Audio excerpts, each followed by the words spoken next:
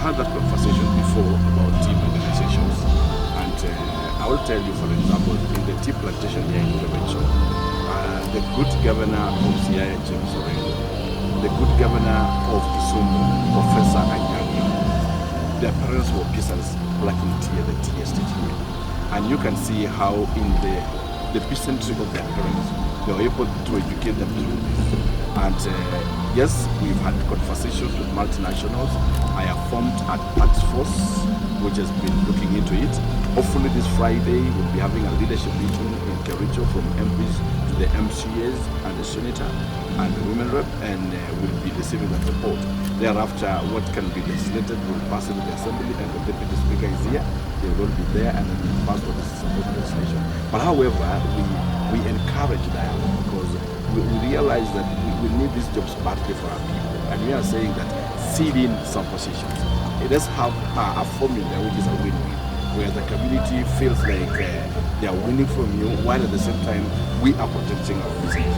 So it's just a rally that I've been pushing, that we have so many peasantry that they were stuck from this tea estate, and you cannot imagine the families that were broken, because people were stuck ceremoniously, and there are so many single women in town here that had nowhere to go because their husbands were forced to live unceremoniously, and they had no houses at home. You can imagine the children who were just left unattended like that. And you see there's so much circle.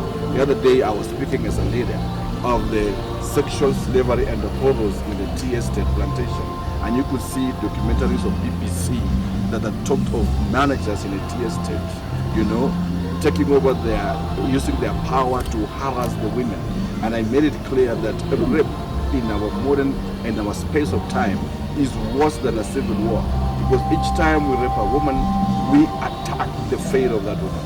We attack the core foundation of dignity in a woman, and it is something that I came out strongly. I'm happy the police are up on this, and the DPP himself has ordered investigating the same, and I know the culprits will be brought to book. We also need to move away from this thing in the society, that each time people do mistakes, we try to cover it up and try to pamper it, because we've taken a woman that when a woman is just raped, it is just not an everyday event, and you can go home, you're not smiling. You can imagine the pain that goes through the husband mind. The children and the dignity of the woman will be attacked to the core, and her life will never be the same again in generations to come. So it is something that we are taking up very seriously in totality, not just the machine, but the general welfare of the workers in a particular tea plantation. And I'm happy the British ambassador, whom I called in a press conference to respond, has responded, and we are also working to schedule a meeting with her so that we have a robust wholesale way on how Kericho County government can relate with the multinational tea estate.